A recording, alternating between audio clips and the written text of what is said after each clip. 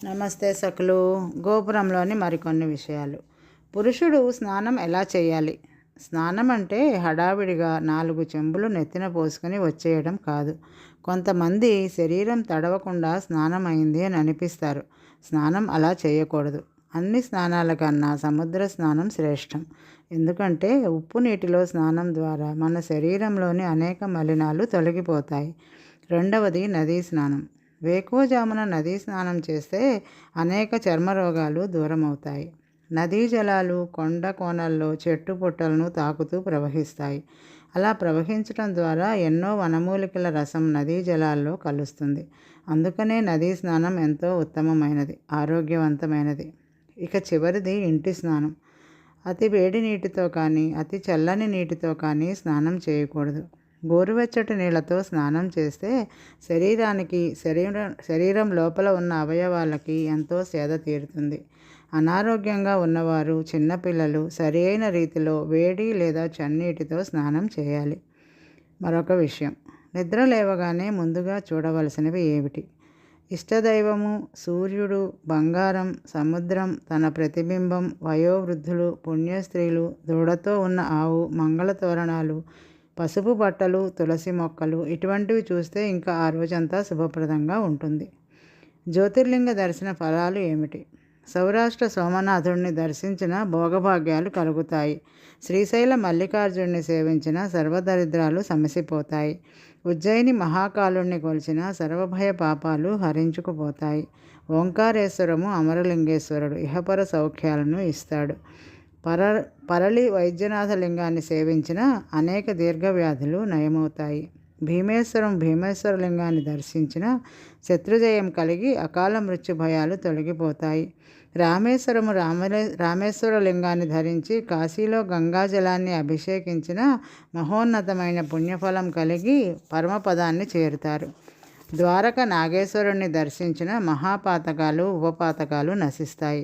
కాశీ విశ్వేశ్వరలింగాన్ని సేవించిన సమస్త కర్మబంధాల నుంచి విముక్తి. నాసిక్ త్రయంబకేశ్వర స్వామిని కొలిచిన కోరికలు తీరుతాయి, అపవాదులు పోతాయి. హిమాలయ కేదారేశ్వర లింగాన్ని దర్శించిన వారు ముక్తిని పొందుతారు.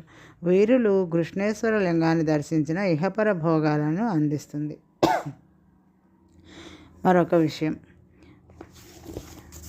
చంటి పిల్లలని కాళ్ళ మీద పడుకోబెట్టుకుని స్నానం చేయిస్తారు ఎందుకు? చిన్నారులకి స్నానం చేయించడం అన్నది చాలా పెద్ద పని.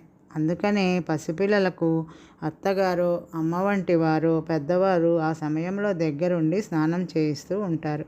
చిన్నారులు స్నానం చేసే సమయంలో నీళ్లు చెవుల్లోకి, ముక్కుల్లోకి వెళితే చంటి పిల్లవాడికి ప్రమాదం కలిగే అవకాశం ఉంది. అందుకే తల్లి లేదా పెద్దవారు తన 2 కాళ్ళ మీద పడుకోబెట్టుకుని గోరువెచ్చని నీటితో స్నానం చేయిస్తారు. స్నానానికి అరగంట ముందు పిల్లవాని ఒంటికి నూనె రాసి మెత్తగా మసాజ్ చేసి మాడుకి ఆముదం పెట్టి ఆ తర్వాత నలుగు పిండితో స్నానం చేయించాలి. ఆ విధంగా కాళ్ళ మీద పడుకోబెట్టుకుని స్నానం చేయిస్తే పిల్లలు ఏడవరు. నలుగు పెట్టి నూనె రాసి స్నానం చేయించడం ద్వారా చిన్నారులకు వ్యాయామం అవుతుంది. తద్వారా మంచి ఆరోగ్యకరమైన శరీర పటుత్వం వస్తుంది. భవిష్యత్తులో అందంగా, ఆరోగ్యంగా పెరుగుతారు. మరొక విషయం, జపం ఏ ప్రదేశాలలో చేయాలి? ఇంట్లో జపం ఎంత చేస్తే అంత ఫలితం ఉంటుంది. నదీ పరిసర ప్రాంతాల్లో జపం చేస్తే రెట్టింపు ఫలితం వస్తుంది. గోశాలలో జపం చేస్తే 100 రెట్లు, యాగశాలలో జపం చేస్తే అంతకు మించి ఫలితం వస్తుంది. పుణ్య ప్రదేశాలలోనూ దేవతా సన్నిధిలోనూ జపం చేస్తే 10,000 రెట్లు ఫలితం వస్తుంది. శివాలయంలో కానీ శివ సాన్నిధ్యంలో కానీ జపం చేస్తే మహోన్నతమైన ఫలితం వస్తుంది. పులితోలు మీద కూర్చుని జపం చేస్తే మోక్షం కలుగుతుంది. అలాగే వెదురు చాపపై కూర్చుని జపం చేస్తే దరిద్రం ఆవహిస్తుంది. రాయి మీద కూర్చుని జపం చేస్తే రోగాలు వస్తాయి. కటిక నేల మీద కూర్చుని జపం చేస్తే దుఃఖం సంభవిస్తుంది. కొయ్యపీట మీద కూర్చుని జపం చేస్తే దారిద్ర్యం కలుగుతుంది. గడ్డి మీద జపం చేస్తే కీర్తి నాశనం అవుతుంది. మరొక విషయం, అట్ల తద్ది నాడు అట్లు ఎందుకు పోస్తారు? ఆశ్వీజ బహుళ తదియ నాడు వచ్చే అట్ల తద్దే మహిళలకు ఒక ముఖ్యమైన పండుగ. ఈ పండుగ రోజు అట్లు పోస్తారు. అలా పోసేటప్పుడు అట్లకి ఎన్ని రంధ్రాలు పడతాయో అన్ని వేల సంవత్సరాలు తమకి 5వతనాన్ని ప్రసాదించమని గౌరీదేవిని ప్రార్థించడమే అట్ల తద్ద ఆనవాయితీ.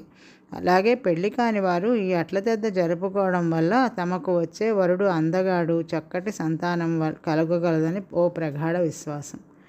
మరొక విషయం, మసాలా దినుసులు ఆరగించటం మంచివా కాదా? మిరియాలు రక్తాన్ని గడ్డ కట్టించవు, ఆకలిని పెంచుతాయి. లవంగం రక్తం గట్టిపడకుండా నిరోధిస్తుంది.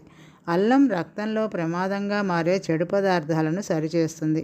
ఇక నీరుల్ని ఎంత పచ్చిగా తిన్నా, ఉడికించి తిన్నా రక్తాన్ని నిరంతరం మన శరీరంలోకి ప్రవహింపచేస్తుంది. మరొక విషయం, ఎన్నటికీ తిరిగి పొందలేనివి ఏమిటి? భూతకాలము, విల్లు నుంచి బయటికి వచ్చిన బాణము, పెదవి దాటిన వాక్కు, చేజారిన అవకాశము ఎప్పటికీ తిరిగి రావు. ఎన్నటికీ వాటిని పొందలేము. కనుక కాలాన్ని సద్వినియోగం చేసుకోవాలి. మాట్లాడే వాక్కుని ఆచితూచి మాట్లాడితే ఎటువంటి అనర్థాలు జరగవు. అవకాశం చాలా తక్కువగా వస్తుంది. అప్పుడే దానిని సద్వినియోగపరుచుకోవాలి.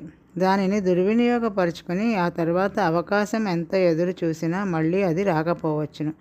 అందుకే పెద్దలు అంటారు, చేతులు కాలాక ఆకులు పట్టుకుంటే ఉపయోగం లేదు.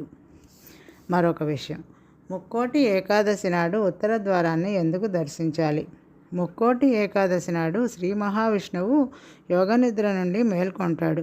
ఉత్తర ద్వారం నుంచి దర్శనమిస్తాడు. ఉత్తర ద్వారం ద్వారా శ్రీ మహావిష్ణువు దర్శిస్తే ఎంతో పుణ్యం కలుగుతుంది. స్వామి నిద్రలేచిన రోజున మొట్టమొదటిసారిగా ఎవరైతే దర్శనం చేసుకుంటారో వారు మనసులో కోరుకున్న కోరిక ఎటువంటిదైనా విష్ణువు తప్పకుండా తీరుస్తాడని ఓ ప్రగాఢ నమ్మకం. అలాగే ముక్కోటి ఏకాదశి నాడు ఎన్ని పనులున్నా వాటిని మానుకుని ఆ స్వామిని ఉత్తర ద్వారం గుండా వెళ్ళి దర్శిస్తే ముక్కోటి దేవతలు దీవిస్తారు. మరొక విషయం, అద్దం పగిలితే అరిష్టమా కాదా? అద్దం పగిలితే అరిష్టమా కాదా తర్వాత, కానీ ముందు పగిలిన అద్దంలో మన మొహాన్ని చూసుకోకూడదు. పగిలిన అద్దాన్ని ఇంట్లో ఉంచకూడదు. మరకలు పడి లేదా మాసిపోయిన అద్దాన్ని అసలు ఉంచకూడదు. అద్దానికి లక్ష్మీదేవికి చాలా దగ్గర సంబంధం ఉంది. అద్దం అంటే లక్ష్మీదేవి స్థానం. అద్దంలో ఎప్పుడూ ఒకే బొమ్మ నిలకడగా ఉండదు. లక్ష్మీదేవి కూడా అంతే. అద్దం పగిలితే ధన నష్టమని పురాణాలు చెబుతున్నాయి. గాజు వస్తువు ఏదైనా సరే పగిలినప్పుడు ఎంత జాగ్రత్తగా శుభ్రపరిచినా దాని యొక్క రజను ఎక్కడో ఒక చోట ఉండి చటుక్కున కాటు వేస్తుంది. కనుక అద్దం విషయంలో ఎన్నో జాగ్రత్తలు తీసుకుని సహనంతో పగిలిన అద్దం ముక్కలను ఎవరూ నడవని ప్రదేశాలలో పారవేయాలి. మరొక విషయం, దేవాలయంలోకి వెళ్లే ముందు కాళ్ళు ఎందుకు కడుక్కోవాలి? గుడికి వెళ్ళాలి అంటే స్నానం చేసే వెళతాం. అయినా గుడి బయట పంపు వద్ద లేదా బావి వద్ద మళ్ళీ కాళ్ళు కడుక్కొని వెళతాం.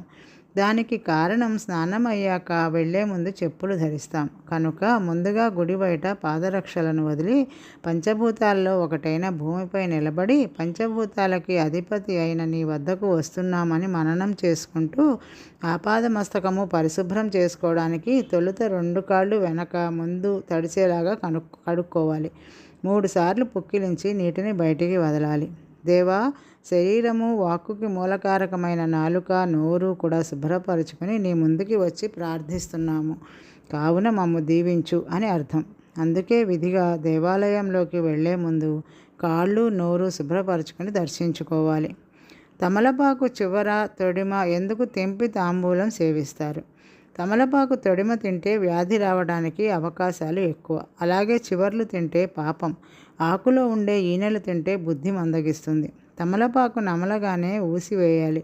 దానికి కారణం తొడిమ, ఈనెలు, చివర్లు ఇంకా మిగిలి ఉంటాయి. తొలి రసం ద్వారా బయటికి వదిలివేయడం జరుగుతుంది. తాంబూలంలో 1 వక్క మాత్రమే వాడాలి. 2 వక్కలు పనికిరావు. తాంబూలాన్ని గాయాలతో ఉన్నవారు, కంటి జబ్బులు ఉన్నవారు, క్షయాదులు ఉన్నవారు వేసుకోకూడదని శాస్త్రాలు చెబుతున్నాయి. ఆకుకి రాసే సున్నం మధ్యవేలు లేదా బొటన వేలుతోనే రాసుకోవాలి. దానివల్ల ఆయుష్ పెరుగుతుంది. ఈ 2 వేళ్ల ద్వారా సున్నం రాయడం ద్వారా హృదయ నరాల్లో ఉత్తేజం కలిగి హృదయం తన పని తను మరింత సులువుగా చేసుకుంటుంది.